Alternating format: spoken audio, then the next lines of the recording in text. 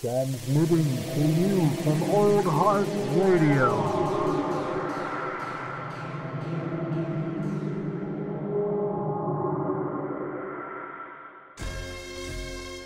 Prepare to have your bones chilled and your hairs raised. It's the WacArnold's Brothers podcast. Welcome home. Oh, What's up? what's all? It's like you don't even have to move your mouth. You just have to like make your throat make the noise. What's all? Yeah, it's true. Anyway, wait, corn dogs. We're officially converting you to corn dogs. Like, that's right. Hello, corn dogs. Episode 29 here of the WacArnold's Brothers. Couldn't you tell? Yeah, we have a good one. A really, really good one. Yeah, dude. What movie do we have? We have Blood Rage. However, I was like, well, I was reading up about the movie. So apparently this movie it was filmed in 83. Mm-hmm. It was released theatrically under the title Nightmare at Shadow Woods. All right. So then when they put it on DVD, and it was censored. So when they put it on DVD, it was like how the movie was intended to be. But they released it under the title of Blood Rage. But I don't know if you noticed this, but in the opening credits, it's billed as slasher. So like when you're making the title for this episode, it has to be like Blood Rage, aka you know what I mean? It's just ridiculous. AKA, yeah. Dude, Nightmare at Shadow Woods. I was like, what the hell? That's so bizarre. Like, I wonder why they changed it so many times. Like, I don't know. They're just trying to figure out what plays best with the audience. Yeah, or something. that would happen sometimes with, Yeah. Or there would be movies that would, like in the 70s and 80s, that would release under a name and then get like a different version of it and release under a different name. Like, I know that happened a lot back in the day. Yeah, it reminds me of like, I mean, maybe I'm completely off, but it reminds me of like variant comic book covers where it's like, yeah, there you go. It's like the exact same issue, but like you get like you have to collect all 5 variant covers because you're just like, oh yeah, dude.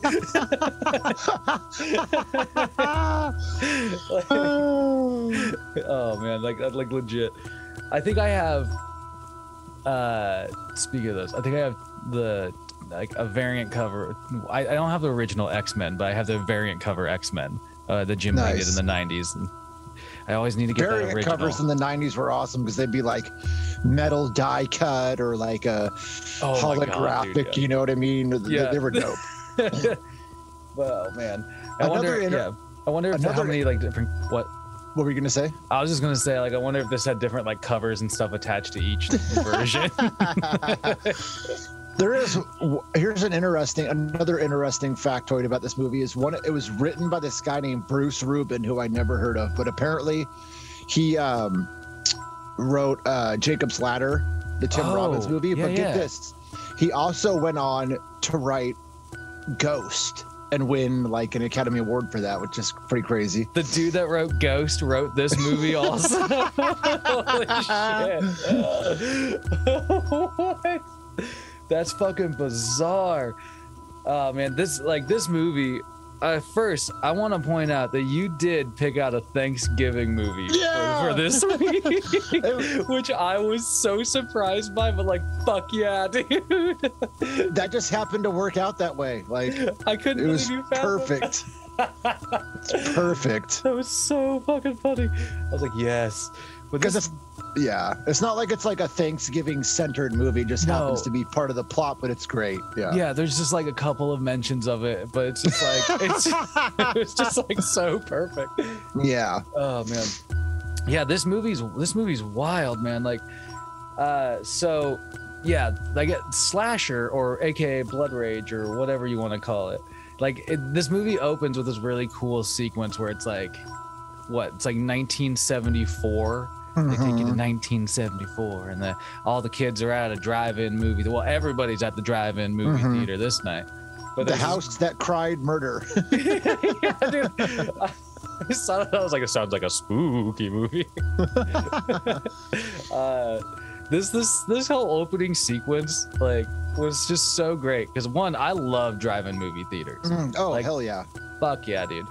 And like two, there's just like a hodgepodge of just random ass shit that you see happening, including like this great moment where like you following this character and he goes to like this bathroom or whatever, and he goes to like he bumps into this like, I don't know, this dude he's like wearing a vest and a hat, and like he's just shelling out condoms in the fucking bathroom.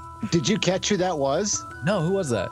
Ted Raimi. That was the oh my god, dude. Yeah, What? he had a small cameo as the condom salesman. It's the condom guy. Oh my god. And everyone at this fucking movie is just getting it on. Like, it's hilarious. There's people just like macking on the hoods of their cars. There's people like getting undressed in the fucking back seats. Like, there's people just this town is horny, man. Like, yeah.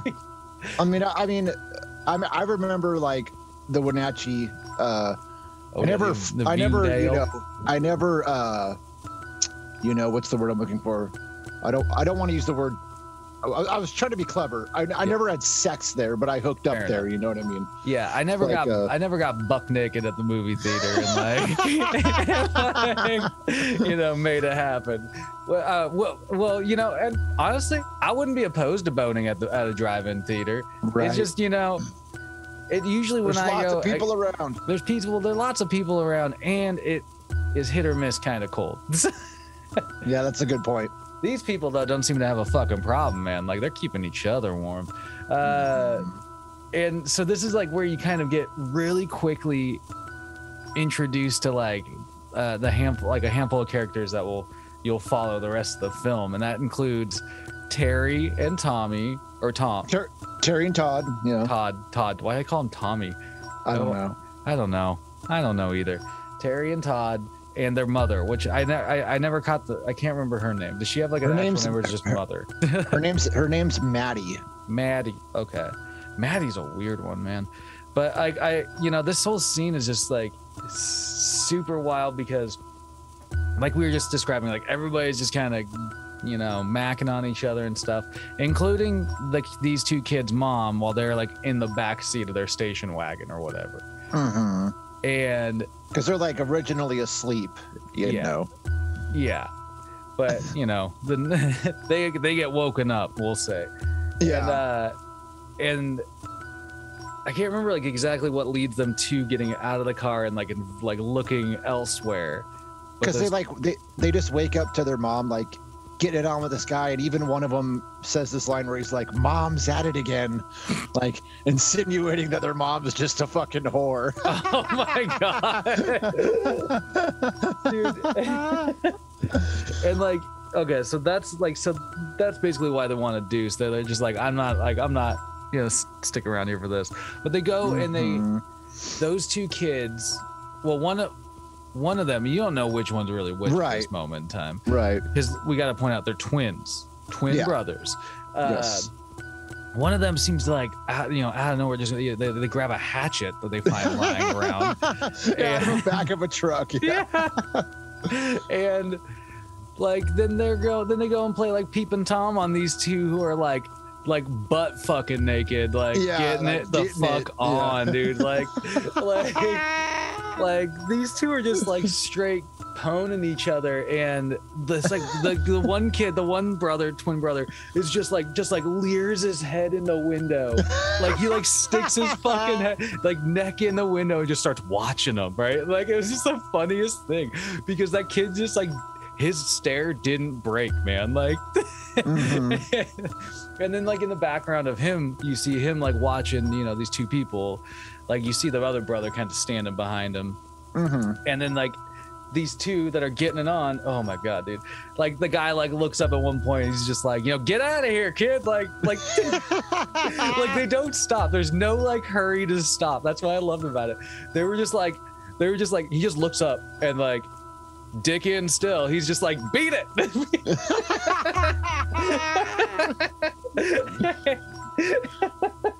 Right. It's great. And then in response to getting told the fuck off, That brother with the hatchet, dude, chops that motherfucker's face, man. That was hardcore. It sets the tone. It sets the tone for like the gore and the shit that's gonna happen. Because, dude, there's some amazing fucking practical effects in this movie that I just go crazy for. And it was this legit. opening sequence is amazing. He just fucking carves this guy's face up like a fucking turkey, dude. It's great. Dude, it's so true, man. And It's the chick, fucking I like awesome. how the chick runs out. Yeah. Just butt ass naked screaming. Yeah, she's just like, Mom! Just like, takes the fuck off.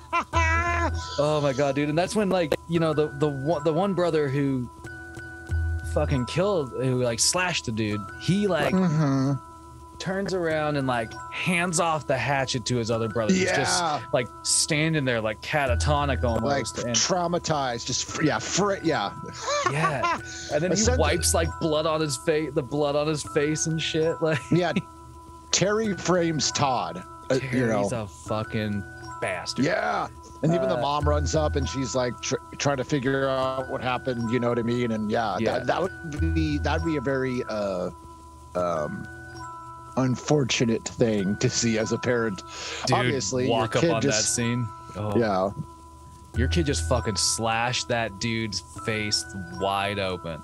What's also, I gotta point out, man, like the mom in the middle of all this, like stopped like trying to mac on the dude that she was with, and was like, oh, I can't do this with my kids around. And the guy that she's with immediately was like, well, ain't you just like he basically was just like, well, I'm dick. fucking done with this. Like, like, you don't want to fuck me in front of your kids? I'm out. And this, it was super strange. Yeah. But anyway, it was like, I don't know why that whole part was in there though, because it really doesn't do any like character building. It was really just like a strange moment that I was just like, damn, dude, that dude's a fucking asshole. Anyway, so fast forward from the carving scene, and you have 10 years later. 10 years later. You have this weird narration happening, like happening over the top of this scene, which is the only time in the movie it happens. And you find that it's like this doctor who's the psychiatrist, the psychiatrist who's basically narrating her experience, her meeting with the mom, Maddie in this situation, who's going to this mental hospital to go visit her boy who's been locked up for 10 years. Yeah, and she like explains that she's had all this time with Todd, and that Todd's finally took all this time to get out of this catatonic state, but now he's becoming more normal and he's starting to remember what actually happened, and that he tries explaining that he's the innocent one and that Terry's really the killer, and that the mom just doesn't want to hear it, you know what I mean? Yeah, dude. she is really like against it. Although I will say this is one of those scenes that you have the Thanksgiving shout out, because she brings him a slice of pumpkin pie. Right. And he fucking just flips out and like throws it against the wall. I love it. He's trash. Yeah, he throws it against the wall. And like this is like a really, like, I gotta say, like, they really go for some wide emotions in this movie, and like the none of the actors nail what they don't have stellar acting chops, right? necessarily. But they do good enough. They do good enough, but yeah, this whole sequence is just so like, it's just it's wild because it just builds. I don't know. It's just, I guess it's interesting because this movie, the mystery isn't like who actually did it, you know what I mean? Like, you find out right away in the beginning of this movie, like which kid's good, which kid's fucking bad, and the rest of the movie, it's like you're left like, you know, wondering like how you switch that out, you know? How's that going to be? Yeah, the viewer knows, but the characters in the movie obviously don't. Which I'm glad they did it this way, more straightforward, rather than trying to like have some twist ending where the other one wasn't the one or something. Like the whole movie, it's Terry fucking killing people. Well, totally, because that like, even in the next scene where it's like that football scene, it immediately takes you to this like place where like as a viewer that like this dude's hiding something, right? Right. And like every scene he's in, he just like you just get this sinister vibe from him because of it, you know. Because the voiceover of the psychiatrist even mentions Terry's out there living this normal life, but at any time something could trigger him. Yeah. But yeah, I love the like little cheesy like 80s fucking football scene that so ridiculous. Like everybody's wearing crop tops and like and we also get introduced to this character Andrea here. Like her and her mom jog by, and this lady mentions to Terry that she's the neighbor and friends with this mom, and they're going to be there for Thanksgiving dinner tonight. Mm-hmm. Yeah. And he immediately like how do I say this? He immediately like latches on to this neighbor who's back from college, we'll say. Because in the next scene, it's like they're all at dinner. They're all at like dinner, and I think this is Thanksgiving dinner. Yeah. Well, it is for sure. Yeah, because they're talking about carving turkeys and shit like that, but like at this scene, like that the neighbor girl who gets called, who's like, she mentions that like she's babysitting that night, and right in front of the girl that like Todd's supposedly with, Karen, yeah. Thank you. She's like, why don't you come over tonight, Todd? Yeah. Because we learned later that this girl's kind of a very promiscuous, you know what I mean? Like she just wants to get dicked. She's like dick. But so we have this like dinner scene, and we learn here that Maddie, Terry's mom has a boyfriend named Brad who, lets everyone know that they're going to get married. We're going to get hitched. Yeah. Or tie the knot. They play some tense music here, but Terry ends up congratulating them and makes a toast and makes an odd gesture. He has like a knife in his hand, and he's like pointing it like almost directly at Brad, and then he's like, why don't you start putting in some work and like carve the turkey or whatever. Right. Yeah. Pull your weight around here. Yeah. It's hilarious. But then Maddie gets a phone call. Oh, yeah. And she pulls Terry into the kitchen, and we learn here that Todd has ran away. They call it a school at first. They don't call it Maddie calls it a school, and later on she's like, well, it's not a school. It's a like a mental facility, mental hospital. But yeah, we learn that Todd is not there anymore. He's run away, and that also his doctor is looking for him, and she's on her way there. Yeah. And I love how Maddie wanted to keep it hush, like hush hush, but Terry instantly just walks out to the table and is like, "Oh, guys, my psychotic brother has escaped." I know. He's like, no, like, I mean, well, and that's what I was wondering. Like, I was like, why would he be the one that like wanted to admit it? You know what I mean? Well, I guess as like somebody who's been living with this, lie this entire time, he's probably like, got to get out ahead of it. I don't know. It's just either that or like, well, he's coming here, so I'm going to kill some fucking people and frame him again. Yeah. He's just like, this is my time to shine. And this is like a beginning of something that progresses through the movie, is where you can tell that Maddie's like shaken, and like visibly upset. And this only progressively gets worse throughout the movie. Yeah. I'll say this to her character, like the character does the actress does a really good job portraying that that kind of like she just falls apart over the course of this movie, and you kind of start seeing it really in this scene, like you were saying, and it kind of bleeds into the rest. And then so shortly after this sequence, it kind of shows Todd just sort of out and about. He's in his like exact same outfit that you saw him in earlier. He's just kind of like, I don't know, just like walking around a downtown-esque area. Yeah. And so, he's just like, that's just giving you that visual reference. Like, yeah, he's out and about.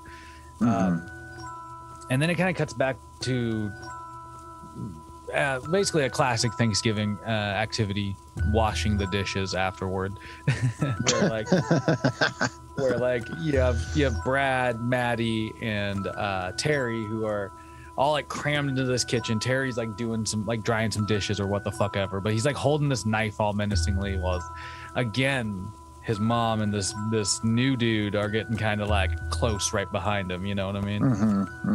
And so you just get the sense that between everything that's happening, that Terry dude is just fucking like he's just snapped. He's getting ready to, or he's just and so it's just, you know, which kind of we see like, because they have this scene where they're doing the dishes, and then there's a scene with Maddie and Brad in her room where she's upset. Brad consoles her and kisses her, and Terry's looking on at this, and as they're beginning to like hook up, he sees it, and you can tell in his facial expression that he's fucking like, this is what sets him off, is seeing his mom being promiscuous with someone.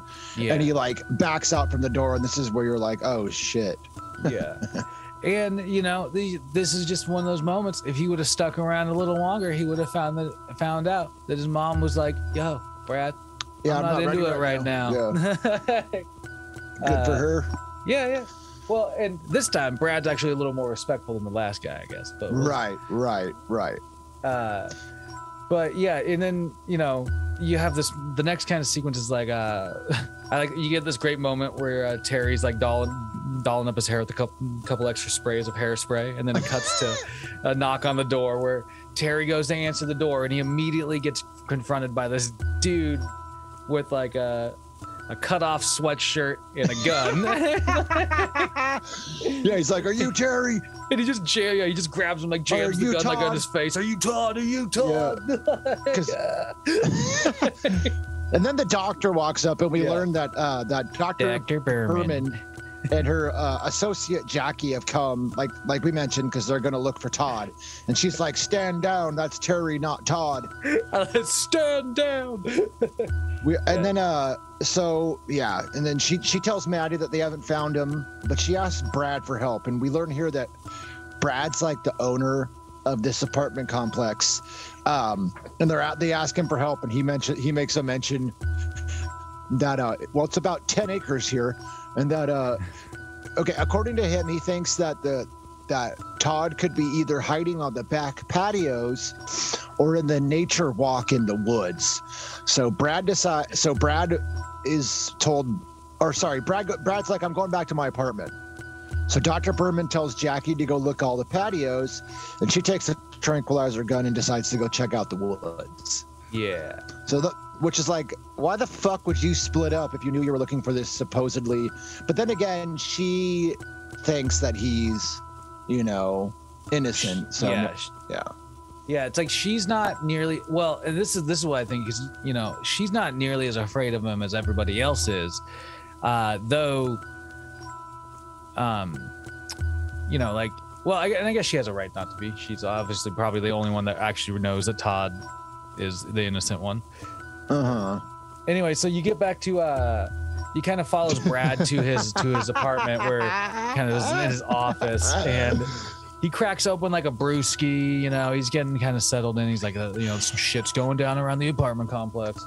He gets a call from Maddie. Maddie's kind of freaking out a little bit, you know, and just being like, he kind of calms her down, like a good partner should. Right.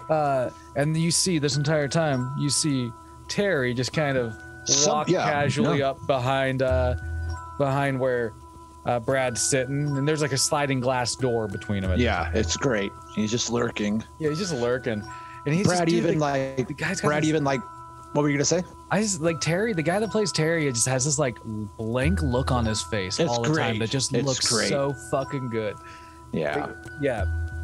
Because like Brad even pulls out a gun and like puts it on his table, you know, like anticipating for, you know, what may or may not happen.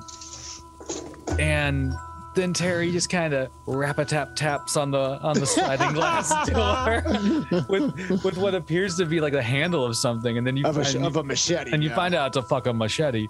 I love the part where Brad is around. He's like, "Look what the cat brought in,"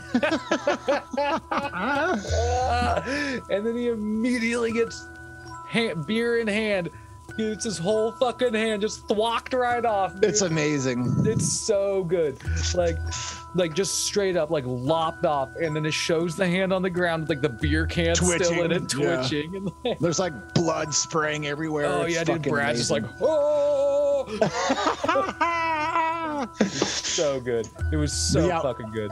We don't learn his like ultimate fate here. Like, yeah, you know, he gets his hand chopped off, and he's obviously gonna have some profuse blood loss. But we don't see his ultimate fate here because rather than showing what completely happens to it, it ends up cutting away, and we see Dr. Berman wandering through the woods. Yeah. And there's an excellent kind of like 80s like synth-esque soundtrack here, like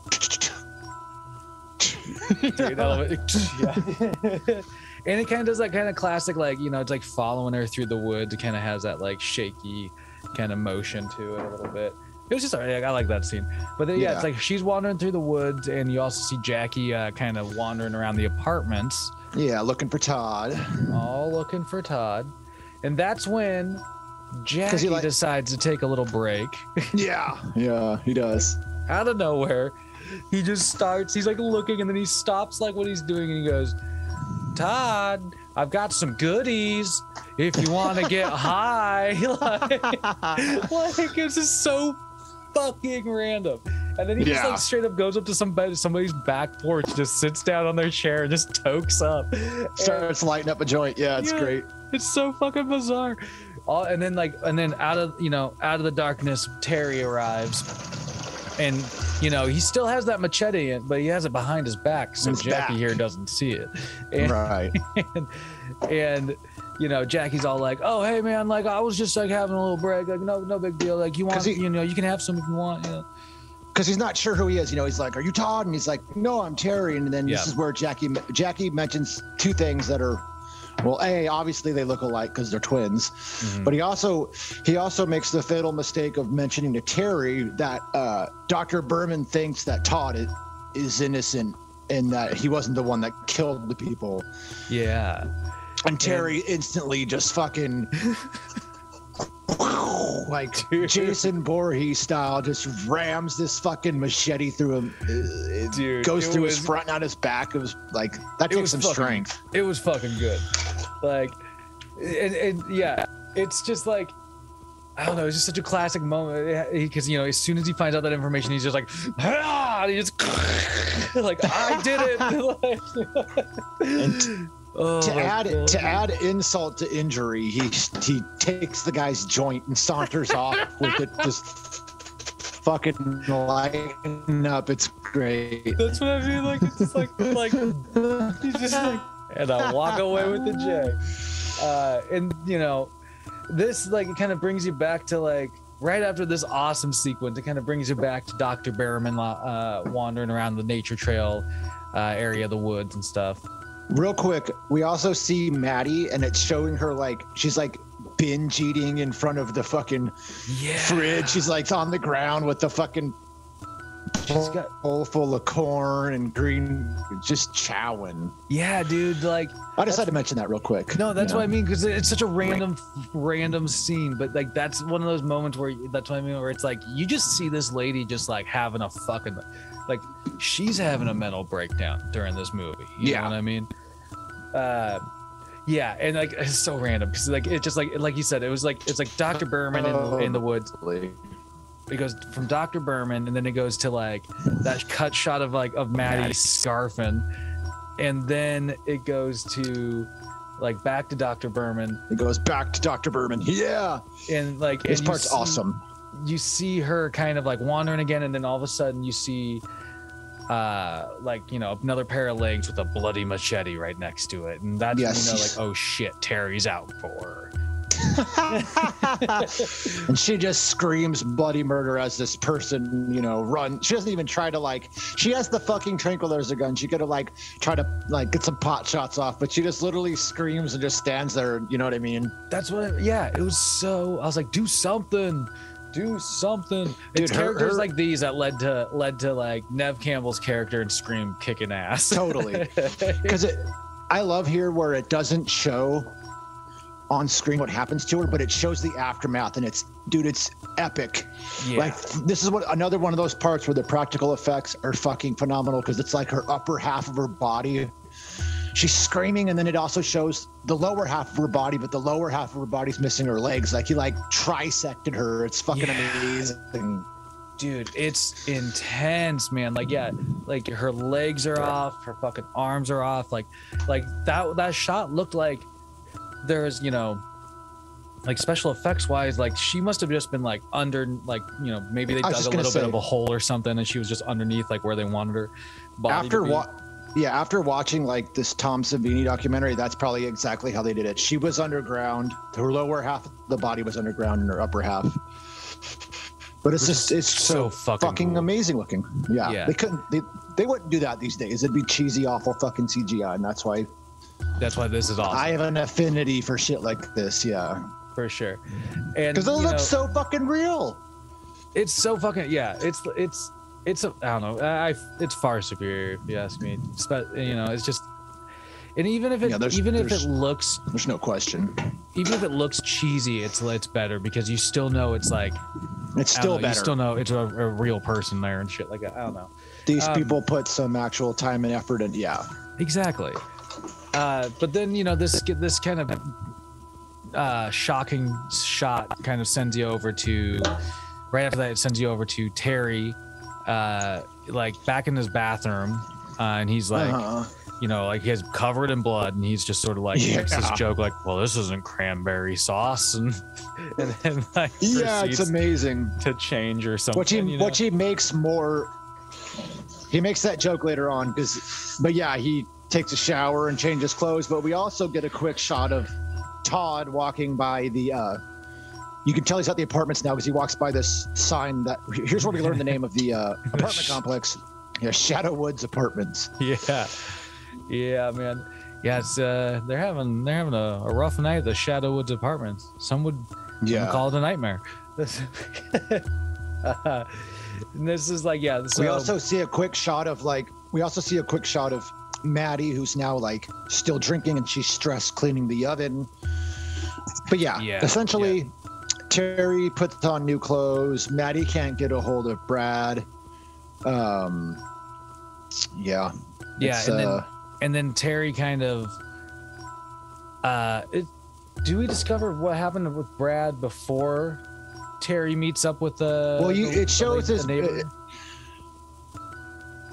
it shows his body, but no one else knows what happened to him yet. But it does show his like, and it's a dead cool body shot, still sitting at the fucking desk. Yeah, dude, he's like propped up by his he's like propped up and is like, you know. So like, if you were to like, if you were to walk up from behind and not see all the blood inside the apartment, just quickly walk by behind, you would see that this guy was sitting at his desk and wouldn't think anything. You know what I mean? Yeah, exactly. Clever. Yeah. But then he, earlier we'd made mention that there was this character named Andrea who was going to be babysitting, and, kind of invited him over there, and that's what we jump to next. Yeah. He like kind of, goes over. Andrea like offers him a beverage. She's babysitting at this place, this house or this apartment that she's in.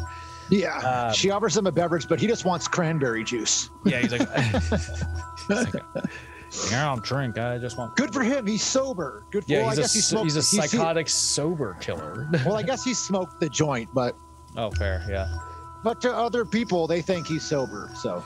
And so she immediately like, gets down to a tank top, and she's like sits right cozy next to him, like clearly trying to get her Mac on with him. Yeah. He doesn't seem too like incredibly interested though. That's he's not. That's the thing about him. He's just sort of like, he's there, but he's not there. And then that's when you learn that Karen is looking for him, I believe. Right?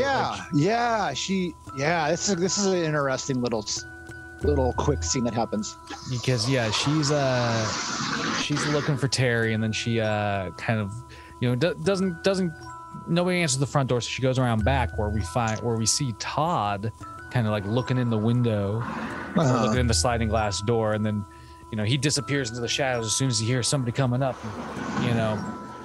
Karen shows up and like tries to, get in or whatever, and she sees Todd and immediately thinks that he's who Terry. she thinks is Terry, of course. And she's all like, "Well, we didn't get a chance to talk," and like, yeah, we get a little exposition here where we learn that she wants to push their relationships to the next level. She wants him to take her to bed. Oh yes. And then Todd tries to explain that he's Terry, and she kind of, rather than just freaking out and running away, she kind of makes mention, oh well, la di da di da, and then she runs off. You know what I mean? Yeah, she doesn't go crazy. She doesn't scream or anything like that. She kind of plays it cool. Especially after finding out Todd expresses he's like, I've never even kissed a girl. And after Karen just asked her to like make love to him or whatever, it's Terry. I want you to make love to me, Terry. Right. What's wrong with that? So Karen runs off, and she ends up she runs into two characters here that are gonna end up being part of the body count. So she runs into these two kind of college frat boy guys, Artie and Greg. Goons. She tells them about Todd. Artie even actually goes off and looks for him, but can't find him. And then it cut. So yeah, we meet Terry and Greg, and then we cut back to Andrea and Terry. Yeah. Andrea is trying again to flirt with Terry. He's not having it. And then the lady, this couple comes home. We learn the lady's name is Julie. The guy's name is Julie. It's just this couple. We learned the guy's name later, but this couple that she was babysitting for come home. They pay her. Terry and Andrea meet, and then they meet up here with Karen, Greg, and Artie. And this is where Karen tells Terry that Todd is there. Yeah. Okay.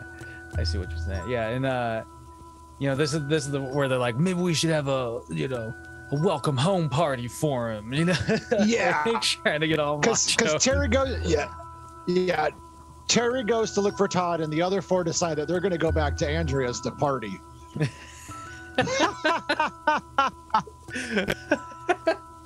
Yeah, let's just go party. Yeah. Oh man, that's what I mean. Like just goons. And this is you also get another cutscene here, or not really cutscene. You see, it kind of cuts back to Maddie, who's like drinking another glass of wine and cleaning like, some more like crazy, and like in walks Terry, and they have this, Terry spooks her. Yep. And they're kind of she freaks out and kind of has this like cry, and it's every scene with these two is so tense because I feel like I don't know. I just feel like even though the even with the doctor mentioning it that Terry did it, like I feel like she just knew. And I think so too. Been, like afraid of this guy the entire time.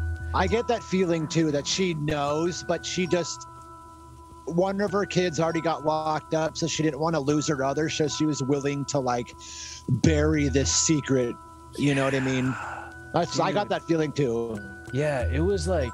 I don't know. It's just bizarre. Anyway, so she asked him to like, yeah, because he tells her that Todd has arrived and that he also can't find the doctor or Fred. Yeah, and and then like so he he leaves and she tells him to put on like a blue sweater, the one I love. Yeah, I like.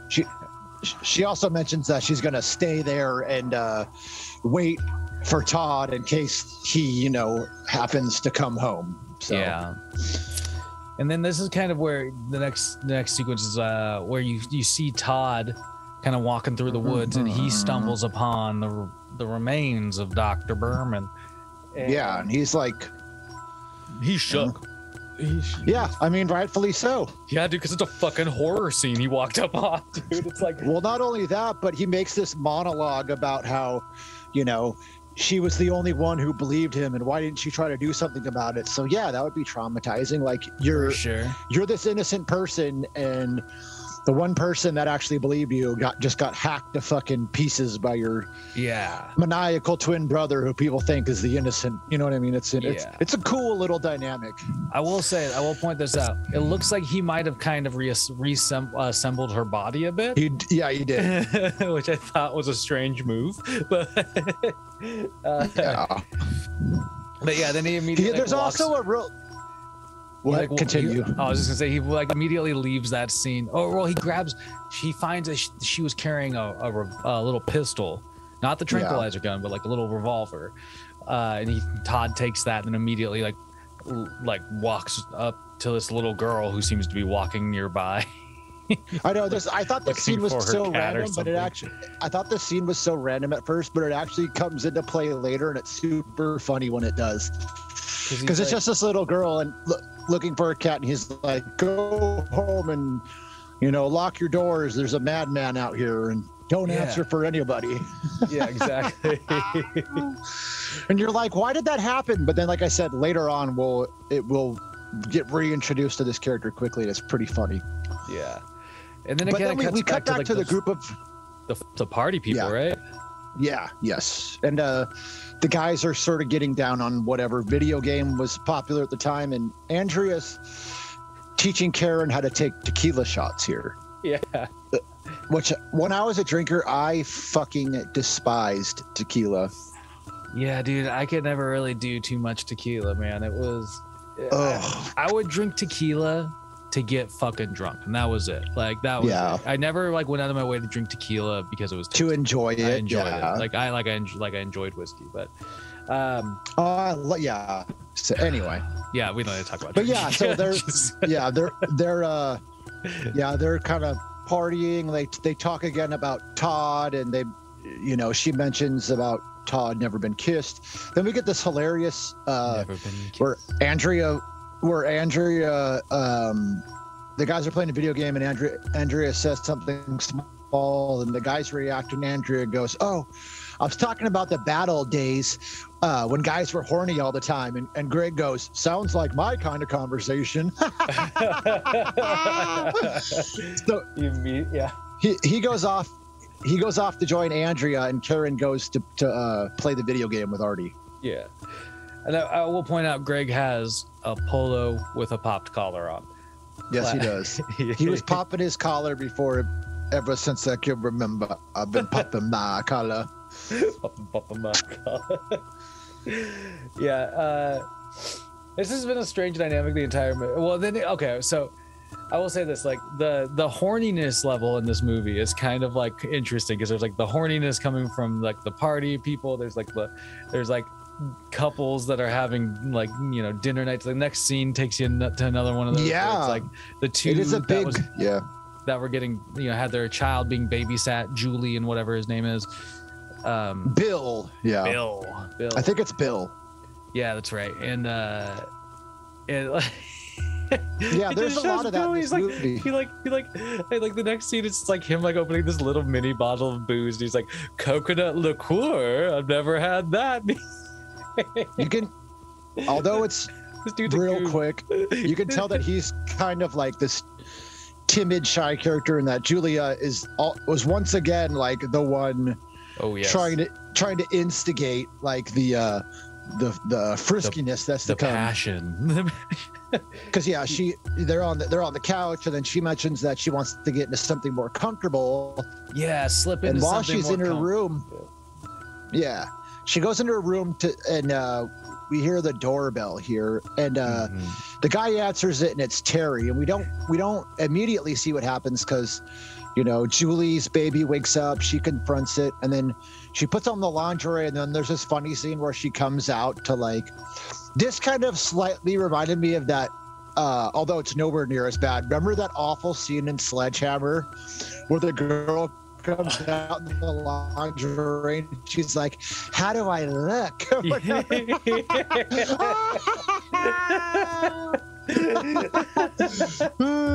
was totally one of those moments. She comes out to flaunt it. Yeah. She's all like, "Ooh," and there's nobody there. Feeling herself. Yeah. Yeah. Which this next sequence is amazing. Yeah, she's she's like walking around looking for Bill. And she goes like, she looks through the peephole, you know, at the door because she, you know, knew somebody was at the door. And she's like, what are you doing out there, Bill? And then like opens the door and his fucking severed head is just like strung up perfectly at the height of that like peephole. Yeah. It's just like fucking it's epic. great. Like, it's like great. It's dripping blood still and stuff. It was fucking cool. I feel like this is one of those scenes that perfectly encapsulated what they were doing in the 80s, because I don't think this would have worked at any other time. It was just so great. Yeah, it's just his head hung up by electric. Yeah, so she, you know, comes back into her apartment. She hears her baby crying, and then Terry shows up and grabs her. And this is another scene where we don't learn her fate quite yet because it cuts away, which is kind of cool. So because it shows some, you know, really good murders, and then others it doesn't show it, but it comes back to you know, what happened to them, and it's exceptional. So yeah, you know, it doesn't always necessarily need to show you this brutal murder, but sometimes just the aftermath speaks for itself. I agree. And you know, it's better that way because it really does like make those moments that you do get out of the movie like way fucking juicier, you know what I mean? Because they just do a good job balancing it out. But then yeah, so it kind of takes you over to, you know, what Todd's been up to, and he seems to stumble upon the back door of his you know, mom's apartment, I believe. And yeah, he kind of, you know, he's spent some time looking around. I think he's looking at some of his old memorabilia and stuff. Yeah, he even has like a moment with his baseball glove. And then he finds his mom, who just like kind of slumped over in the hallway. You know, she's been drinking like full glasses. Yeah, she's of like wine. pissed fucking drunk at this point.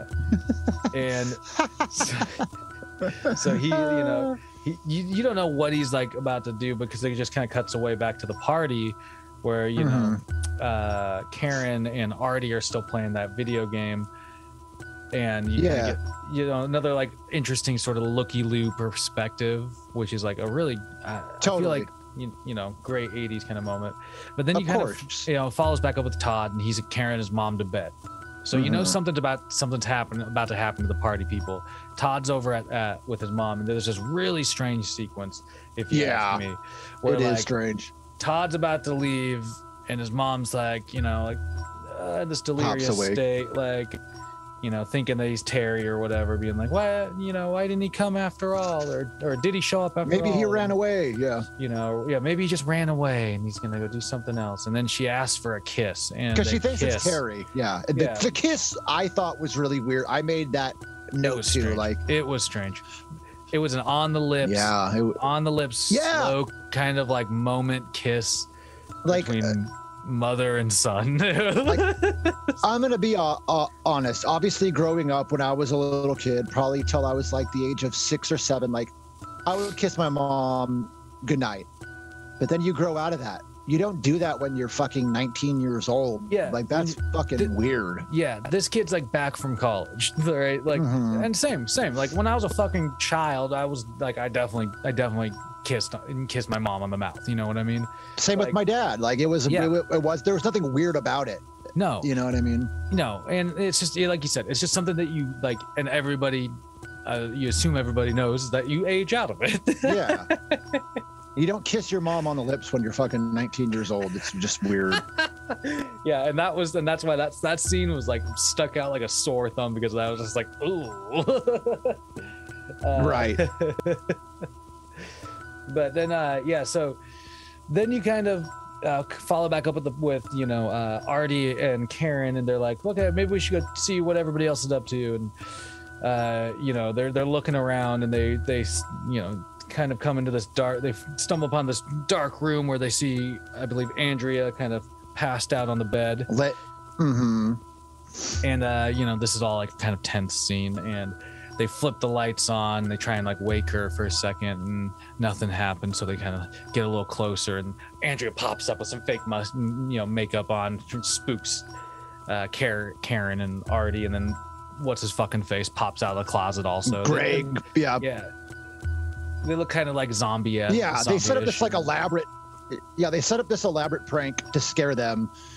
And Karen leaves like upset, and rightfully so, because they don't need to mention it, but obviously like she's got to be really on nerve at this point because she's dating this guy whose twin brother may or may not be this homicidal character. They essentially just like made fun of that with this little prank. You know what I mean? Yeah, definitely not like the time to do it. You know. Yeah. And then I love Artie mentions like going to another party and Greg's like, oh, we're going to go play tennis. Like, what the fuck? Dude, I know. Like, what is happening this night over at this apartment complex, man? Like, everybody's just... I mean, Andrea showers to clean off the makeup, where we get the first obligatory nude scene. She's like in the shower and Terry spies on her. And then we go back to Matt, this interesting scene where it happens where like it cuts back to Maddie a few times where she's like on the phone with the operator trying to get them to check the number. She mentions that it's like an emergency, and she even mentions that her son escaped from a mental institution. But I'm thinking this whole time, why the fuck don't you just go check on fucking Brad? Like if you're that worried about him. 100%. Like I was like, you guys live in the same come on complex, dude. Like get outside, walk a few steps, and go check his apartment out.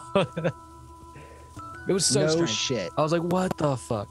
Yeah, and it cuts to like those two playing tennis there for a bit, which did remind me of we don't talk about it enough, but because what years did you play tennis in high school?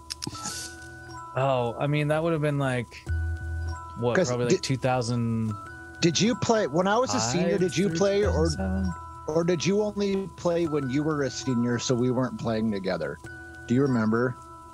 Oh, I don't think you played the year when I was a senior, because I remember coming. I remember I had graduated. I had already graduated, and I came to watch like you guys a couple times when you were playing tennis. Yeah, but that was also one of those weird stages where like. Because me and you had a couple weird stages where we weren't like, where we had these like little like stupid grudges where we weren't like talking as much. I remember that. Like I vividly remember one day coming to this tennis game, and you were like joking with everybody, and I would like try to joke with you, and it would it didn't stick. You know what I mean?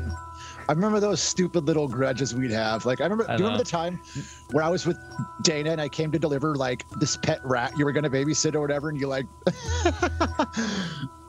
probably. Do you remember any of this? Probably not, man. I like that's one of the how I say it. Embarrassingly enough, I need people to remind me of so much from my past these days, which is nice in a way because I get like perspective on it, but I also like it's hard because I don't remember a lot, which makes me feel really fucking strange. It happens. Anyway, we can move on from that. But yeah, they're playing tennis. We get like a jump scare scene where Andrea goes to look for the ball. Greg's laying on the ground. We see someone walk up, and then it's Andrea who jump scares him. He tries to kiss her, and she says, "Not here. I got a much better place." And then they're shown butt fucking naked on top of each other on a diving board by a pool. It's a hilarious cut. Like, I stopped the movie and I was just like, I took a picture of that because I was like, that's going on Instagram at some point, because I was like, that is so fucking random. They're like, I've got a better place. And they fuck on a diving board. I don't know, dude. Like, I'm a big fan of trying to fuck in different places, but like fucking on a diving board doesn't sound like a great time. Like, or comfortable or anything. Yeah, sounds limiting. But yeah, so. But Terry, they're fucking on the diving board. Terry shows up, and you can tell here that like he has some trauma associated with people fucking, because he's like, stop that.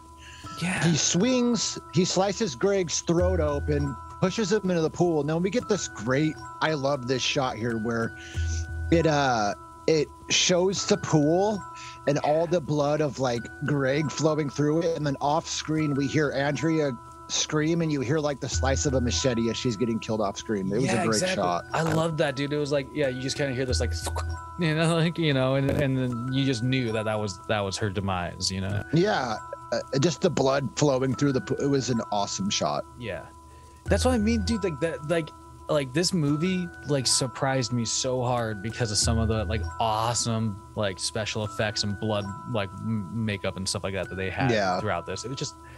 This is one of those great fucking cool, man. Movies, like one of those entertaining 80s slasher movies that I could watch at any time. Like I mentioned that before, kind of like Sleepaway Camp or anything like in that vein. They're just, you know what I mean? They're entertaining. They're fun to watch. This is definitely one of like far and above one of the better movies we've done in a long time.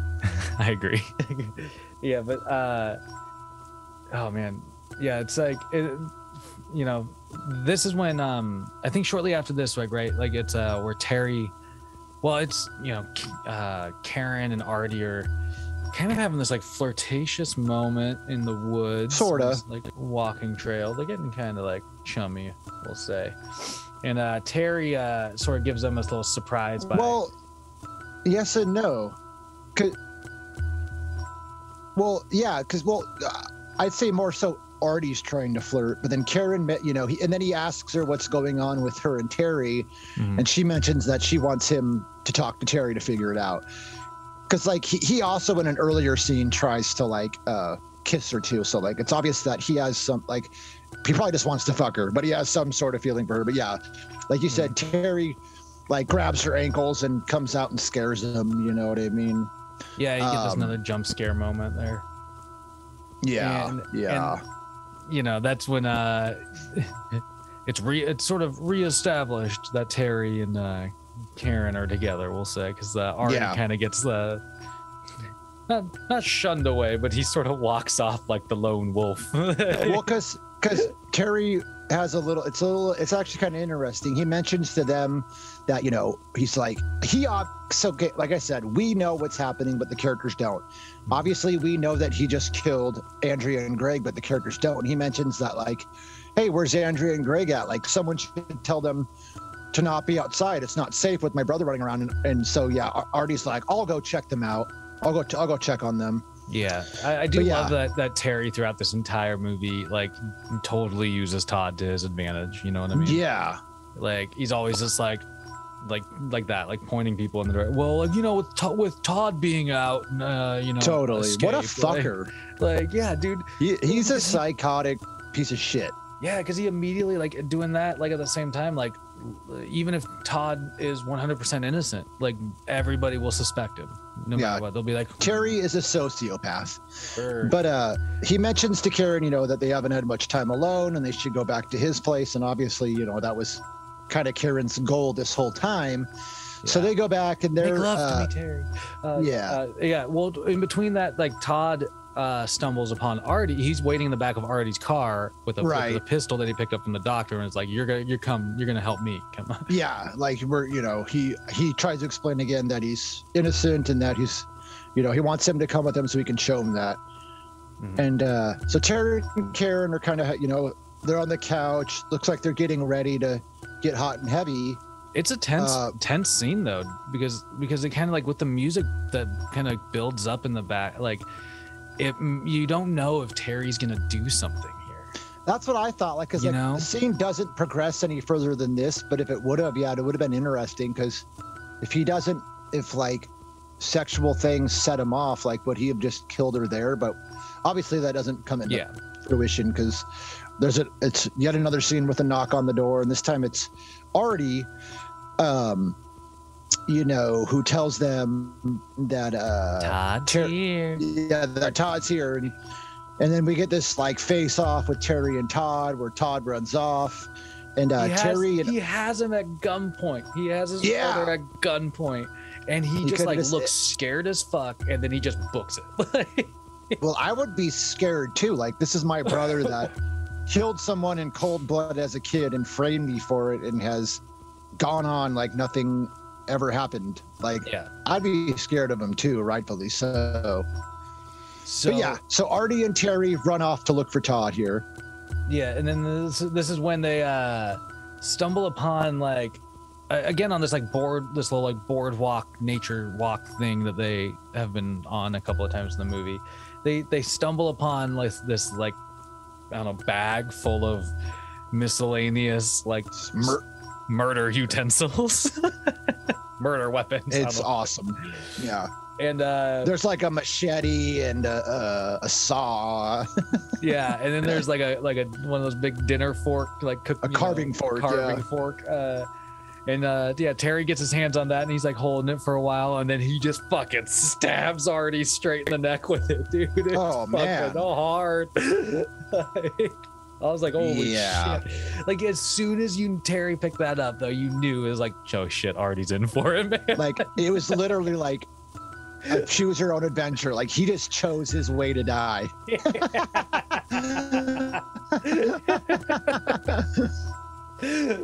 Oh my god, dude.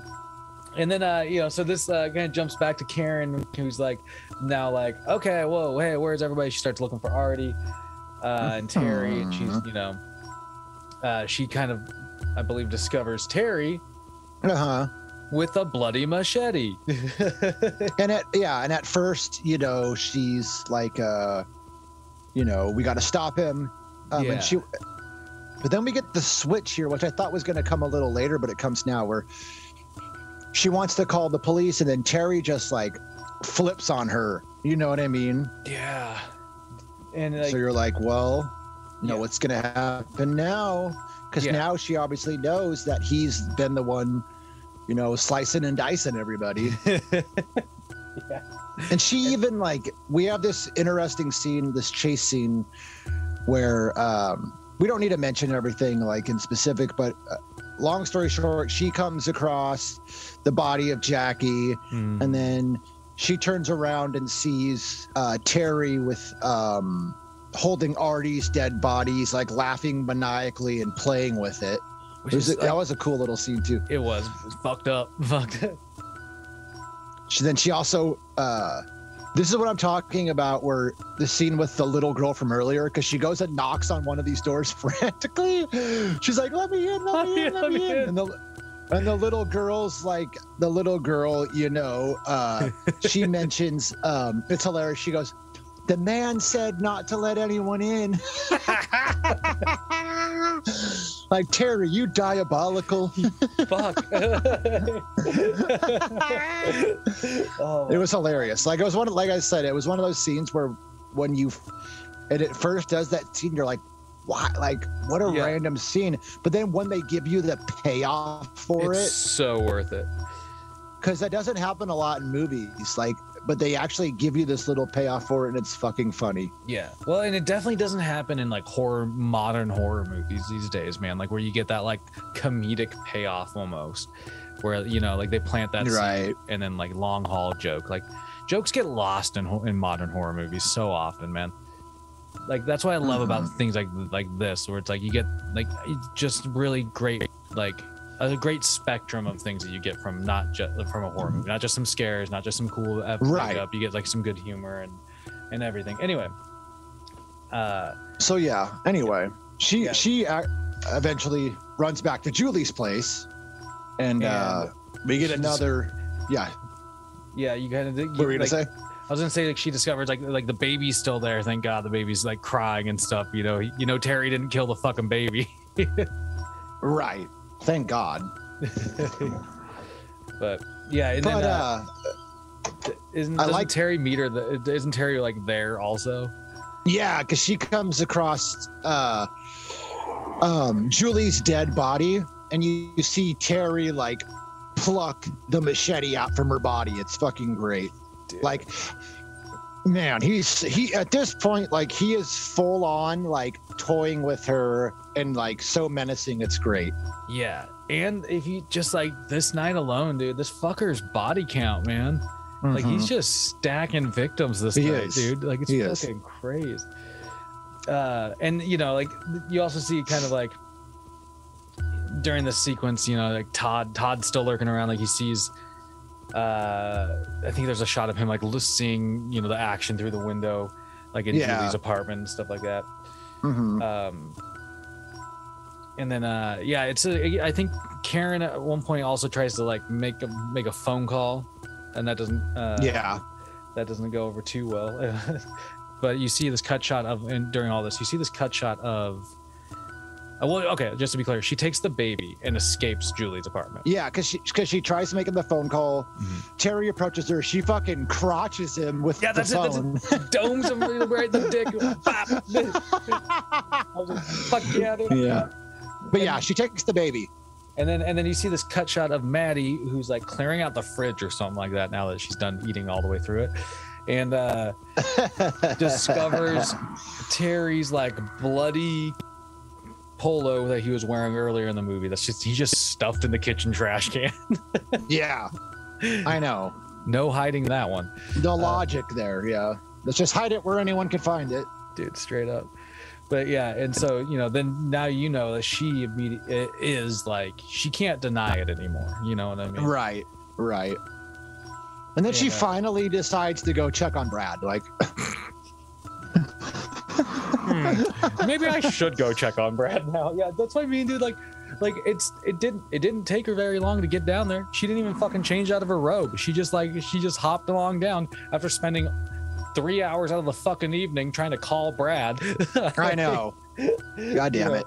And yeah, his body's still slumped there, and this is she's the person that discovers the bloody mayhem that did happen to him, because his body does kind of look fucked up also. Like he got probably like chopped in the face at least once. It's also one of my favorite shots in the film where she because at first she doesn't realize he's dead. It's one of those like stupid scenes in the movie where she's like trying to talk to his dead body, and then she finally realizes he's dead. But she like pats him. His head falls over, hits the table, and splits open. It's one of the greatest shots in the movie. It's so. It's so gruesome. The effects are amazing. Like right in half, and you see like gray brain matter basically. It's awesome. Really fucking cool. And then you follow up with Karen, who just enters she's like at the indoor pool. Real quick. Yo. Maddie grabs the gun that Brad had. But like you were saying, he was like toying with earlier in this. Yeah. Mm-hmm. So Karen and the baby are at the indoor pool. Terry kind of sneaks in behind her, and he's all just creepy, dude. He's got like the bloody machete, he's covered in blood, he's like toying with people. He just hops on the diving board and starts diving around. Karen, like, I love that scene. like that's how he alerts her. Like he just starts playing. Great. He just starts and so she runs off and tries to hide the baby. And then she discovers the bodies of Artie and Andrea. No, Greg and Andrea. Greg and Andrea. And they're all bloodied up and butt naked and just like in the sauna room. Yeah. Of this pool. Yeah. It was again pretty cool. And Terry's just on the pursuit at this point. He's trying to find her through the bathroom, which she hid the baby like underneath the sink or something like that. He also comes across the dead bodies and makes some funny line about like, are you guys still in here? Yeah. Like he's just a full-blown fucking psycho. It's great. Yeah. He's just like, and I mean that's what I mean, where it's like, I just wonder how many more people are at this apartment complex, dude, because he's just like going through the residents like one after another. Yeah. Like, this dude's in his defense, he has that opportunity to get close enough to kill you because they just think he's just this normal teenager. You know what I mean? Yeah, that's true. Obviously, people aren't going to be put off by him, so he has this great opportunity to get close enough to kill people, and that's what he does. Yeah.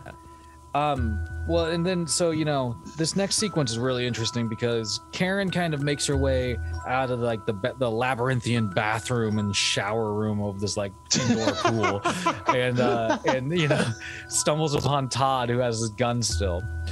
And Terry shortly afterwards comes walking out in the main pool room, also covered in blood still, and Todd has his gun out and has it on Terry. Terry at this point doesn't even fucking believe Todd's gonna do anything about it. Yeah, right. And so immediately Karen takes the gun from Todd, which I thought was the fucking smart move. Like, all right, I'll fucking shoot the dude. If I need to, yeah. But Terry, you know, they just let Terry get so fucking close to him, dude. Like, why would you let that guy walk all the way up to you if he's been murdering people? Like, blam, blam, blam. Dude, even if it was the shoot out his tranquilizer gun. fucking knee or something, man. Yeah, like because he just walks right up to fucking Todd. Or well, first I guess he like gets Karen. Does he get Karen with the machete or does he just knock her? She's running out the bathroom. He kind of gets this like little slice on her arm, but not a full one because she gets away. Yeah. But he walks up to the two of them, to Todd and Karen, and he like throws Karen against the wall, and then he does the same move that he did earlier in the movie at the very beginning. He like takes his bloodied hand and smears the blood on Todd's face, and then hands him the machete. That's right. And then throws him in the fucking water. Yeah. And that's when legit, like, and I've had moments like this with people in pools when I was younger. It's like this hit me a little bit. He just starts dunking the motherfucker and starts trying to drown his brother, dude. And like you're just like, he's just gonna drown him in the pool, like so fucking vicious. And you think he does for a second because he kind of swims out to the other side of the pool, and Todd's just floating there. You know? Yeah. He was like, shit, dude, he just Karen's trying to get. You think so? Because Karen tries to get his attention. Like you said, Terry climbs up on the other side and picks up the machete again. But Karen ends up. She does pull Todd out. Yeah. And then Maddie comes in, and thinking it's Todd, she shoots Terry like multiple times. Like she shoots him in the chest, she shoots him in the eye, she shoots him two more times before he falls into the pool dead. Dude. Karen goes for the baby, and we get this great scene where Maddie, thinking it's Terry, consoles Todd and is like, it's us again. It's just us again. It was really effective. Dude, it was intense, dude, because she's like, it's just us again, Terry. Like, right? Like she thinks it's Terry that she saved, like you said. And that's the moment, dude. That's the real horror of this fucking movie, dude, is like Todd will never be fucking loved, man. She wanted Terry. She wanted Todd out of the picture. It's fucked up. Todd just like has this visceral freak out and like just freaks out and just like, you know, is like leans on the wall and just doesn't, you know, that's it. Like, it was a fucking hard moment actually after all of that. And you're just like, damn, dude. Like, I thought she knew it was fucking Terry when she blasted him, dude. Like, no shit. Like, but as if it wasn't bad enough for Todd. Yeah. Like, in her, you know, Maddie, you know, she killed the wrong kid. She's distraught. She fucking kills herself. Yeah. And the movie ends on this great note where Todd, like you said, Todd's against the wall, like almost in like a catatonic state again. Karen has left at this point. All you hear is police sirens, and the movie ends, leaving his fate unknown. And you're like, dude, this guy has just been getting shafted over and over again. His whole life, like, has been fucked up by outside forces, man. Like, it's because they're obviously gonna come in. Like, they're gonna think he did it. Yeah, if the movie wouldn't have ended here, they would have came in. His prints would have been on the gun, on the machete. They would have think he fucking escaped and killed all these people, and rightfully so. Yeah, man, how sad is that though? That's fucked. I didn't even think about all of that until just now, David. That fucking sucks, man. Like, what the fuck? What a mind fuck of a way to end that movie. I know sometimes movies don't think that's what's like, viewers are gonna think that, but like at an older age, like I think about things like that where, you know, like, where could this have gone, man? Also, dude. Yeah. Like, that's sad. This kid really... just what a shitty fucking deal for him, dude, for real, dude. And it's a really effective ending. Yeah, it's a hard ending, dude. Especially like you were saying that the moment with Maddie killing herself is like, I mean, like, like she's fucked up this entire movie, and then just like I don't know, it's just it was a shockingly powerful ending in a way. Yeah. It also was another one of those movies where it subverted my expectations, because I thought it was going to be one of those movies where it was going to try to have this, because the 80s, like I mentioned Sleepaway Camp earlier, it has one of the best twist endings where this character that you thought was a girl this whole time was actually a guy, and it's one of the biggest twist endings in horror cinema. I thought this movie was going to have some twist where you think that they're going to do this like twist ending where the one brother's actually the other brother, but they didn't do that, and I'm really happy. Like, totally. I feel like that's like the cliche twist move. You know what I mean? Mm-hmm. I'm glad. Yeah, I'm just glad they didn't do that either. It's a great movie. It's a fucking fun movie.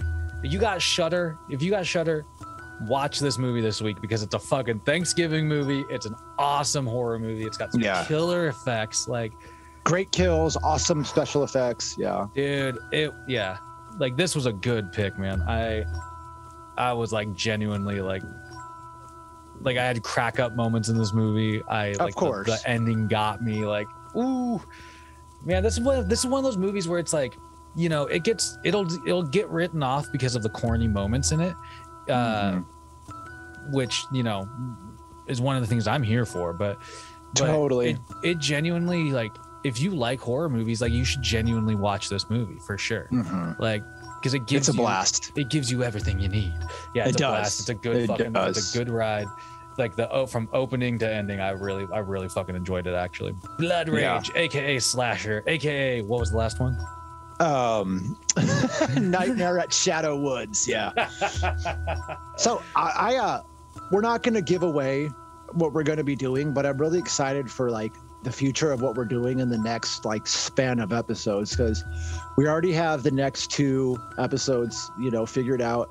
And I also need to talk with you about something, because I have an idea for, the short coming up future. But I'm really, it's been awesome so far, but I'm just looking forward to even more, and just what we're going to continue to do, because this is just, as much as we already watch horror movies, this is just another good excuse to just watch even more horror movies, and I love it. 100, dude. Like I tell people at my day job all the time, like they'll be like, what are you doing? What are you doing after work? Or whatever. And I tell them, what I'm working on podcast wise, basically. And like, every week I'm like, yo, I just watched this horror movie this week. And I realized that like, I'm the only person around me that can say that like consistently, like I always like, it's given me such a good reason to like every week find a fresh fucking thing that I haven't seen before in the genre that I fucking love, Right. So it's like, yeah, it's like this podcast is a fucking jam, dude. I love it. And I have that conversation too, where people are like, what are you gonna do this weekend? I'm like, I'm gonna watch some horror movies. They're like, you do that every weekend? I'm like, yeah. Yeah, dude. I do. It's called being an aficionado, man. Like, hell yeah, man. We got some good stuff cooking up, and I'm really excited about it too, because the longer we kind of have this, we're churning out episodes, the more ideas we have for the show. So it's kind of totally, I like to think of it as like we have kind of our standard episode, but there's always room to like do more and like do special whatever, episodes. Yeah, do whatever we want, and so it's kind of cool. It's kind of fun that way. Yeah. Real quick, sometimes we at the end we do like our cheesy little like rating scale that coincides with the movie. So this movie, I give it 5 Terrys out of 5 Todds. That's so strange though, because I was giving it 4 Todds out of 4 Terrys. Oh, so okay. I like what you did there. Yeah. Same but different, I suppose. Yeah. No, it's great. If you haven't seen it, go watch it. If you have seen it, go watch it again, because it's fucking awesome. 100. All right, corn dogs, hot dogs, whatever dog you are. We'll see you on the next episode. Yeah, we will.